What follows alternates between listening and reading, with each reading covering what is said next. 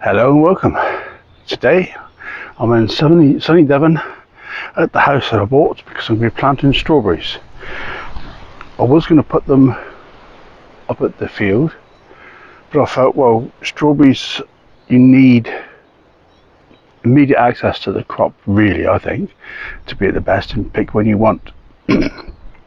So instead of putting them in the field, I decided to put them inside the cage in my new property. It's not ideal. There are weeds in here that I've had to remove. The soil is very deprived. There are established fruit bushes here, which I've got no intention of digging up at the moment, so the strawberries are going to have to make doing around these fruit bushes. It's inside a fruit cage. It needs repairing a little bit, but that can be done a little bit later on if I so wish, and I will do, because I've got to keep the birds out. The birds will be a problem here because it's such a wonderful wildlife place. Let me just show you very briefly my new place. This is my garden, looking rather lovely, all down to the previous owner, of course. Nice apple trees, which is rather nice. The village itself, lovely. Couldn't complain anything. I think I've fallen on my feet here. Rather nice.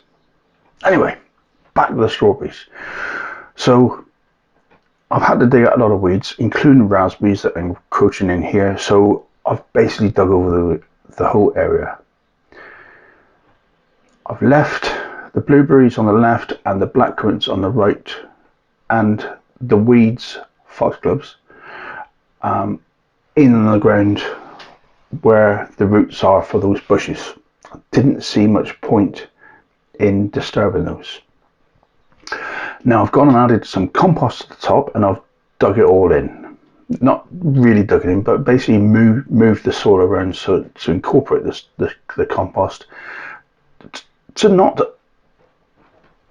not really being too fussy about it, because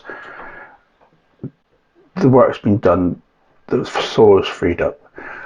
What I'm doing now is I'm creating ridges.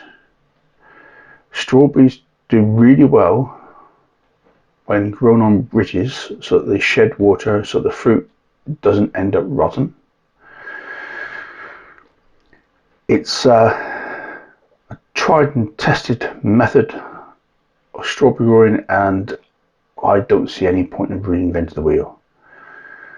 So all I'm doing is, it's not showing up too well in this video. Basically all I'm doing is creating ridges like you would do for potatoes. I think that's the best analogy.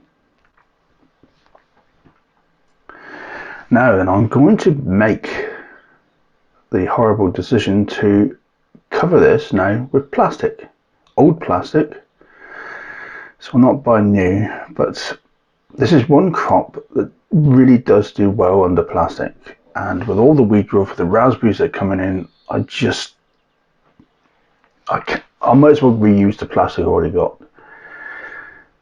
To make the holes, I haven't got a blowtorch, so I'm going to use a baked bean can and on the barbecue, and it works very well. A little bit slower than what I'd like, and I think, having done it once, I would have 3 baked bean cans heating up, because it basically only did one hole.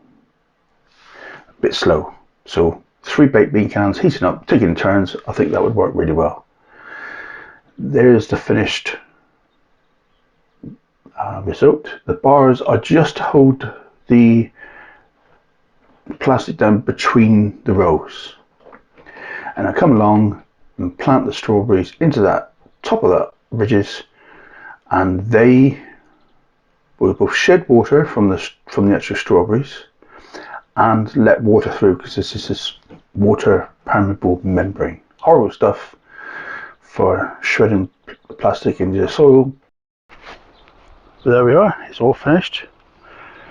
The strawberries in, this is the below view, so looking up at the strawberry patch, and you can see the blackcurrants and the blueberries with the foxgloves all left in place. Hopefully in this angle you can see the ridges a little bit better. So hopefully you get an idea of exactly what I've done. Nothing uncommon. But these are first year runners, taking off first year runners from last year. Those strawberry plants will produce a great yield. These strawberry plants will produce a yield this year, but mainly aimed at next year. Fingers crossed. From a lovely, glorious, sunny Devon, I'll bid you farewell and have a great rest of the week. Bye for now.